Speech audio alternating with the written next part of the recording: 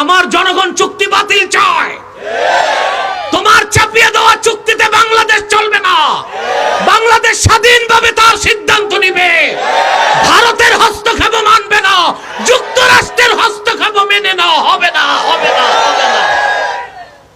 আপনাদের পীর সাহেব তো অঘটন ঘটায় গেছে। ইউনুস সাহেব যারে পীর সাহেব বানাইছিলেন, আমি 5 তারিখের পরেই বলেছিলাম কোন সুদের কারিগর দিয়া ভালো কাজ হইতে পারে না। আপনারা দেখছেন, আমি যখন বিরোধিতা করছি, একটা রাজনৈতিক দলের বট বাহিনী আমার বিরোধিতা করতে, আমি নাকি রাজনীতি বুঝি না। ওনারা এখন সংসদে যায় রাজনীতি বুঝতেছে। ডক্টর ইউনুস আর আলী রিয়াজ কি সনদ বানায় দিছে, তারা সংসদে যে ফেসে গেছে। কেমন ফাঁসছে? মাইনকা চিপায়, ঠিক কিনা? এখন না সংবিধান ছাড়তে পারে, না সনদ মানতে পারে, না সনদ ছাড়তে পারে, না সংবিধান মানতে পারে। এ ছিল সুদখোরের বাংলাদেশের মানুষের প্রতি একটি অভিশাপ। বিএনপির সাধ্য নাই এই চুক্তি থেকে বেরিয়ে আসবে। যদি বেরিয়ে আসে, 1 ঘন্টায় তাদের ক্ষমতা ছাড়তে হবে। আর একটি অমুসলিম সম্প্রদায় আপনাদের প্রিয় বাংলাদেশের মানচিত্রে হাত দিতে চায়। এটা হচ্ছে খ্রিস্টান মিশনারি। তাদের একটা সদ্য দল মাঠে নামছে 78 সালে। এদের নাম ইসাই তরিকাভুক্ত মুসলমান, আদতেই খ্রিস্টান। তারা মানুষকে পয়সা দেয়, লোভ দিয়ে খ্রিস্টান বানায়, তারপর বলে আপনিও মুসলমান, তবে ঈসার উম্মত মুসলমান। নাউজুবিল্লাহ বলবেন না? ঈসার উম্মত মুসলমান না খ্রিস্টান? 78 সাল থেকে এই পর্যন্ত তারা পাহাড়ি অঞ্চলে, উত্তরবঙ্গে, কক্সবাজারে, ডুলা হাজরায়, বান্দরবন, খাগড়াছড়ি, রাঙ্গামাটি, বান্দরবন, বার্মা, তারপরে ভারতের মিজোরামে লক্ষ লক্ষ মানুষকে খ্রিস্টান বানিয়েছে।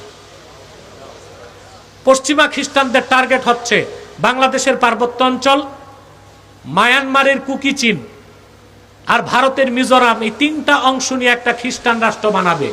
হতে দিবেন? কি করবেন? আপনাদের পীর সাহেব তো অঘটন ঘটায় গেছে। ইউনুস সাহেব যারে পীর সাহেব বানাইছিলেন, আমি 5 তারিখের পরেই বলেছিলাম কোন সুদের কারিগর দিয়া ভালো কাজ হইতে পারে না। আপনারা দেখছেন, আমি যখন বিরোধিতা করছি, একটা রাজনৈতিক দলের বট বাহিনী আমার বিরোধিতা করতে, আমি নাকি রাজনীতি বুঝি না।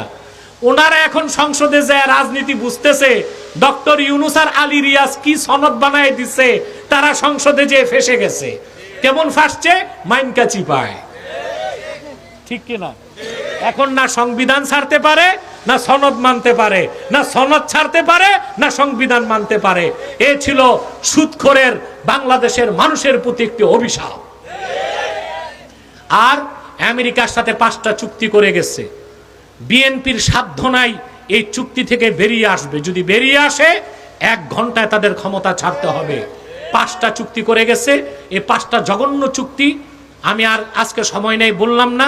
আমার লেকচার আছে এই বিষয়ে, শুনে নিবেন। আপনারা জনগণ যদি সোচ্চার হন, তাহলে বর্তমান সরকারের পক্ষে আমেরিকাকে বোঝানো যাবে যে তোমারে ভয় করলে চলবে না। আমার জনগণ চুক্তি বাতিল চায়।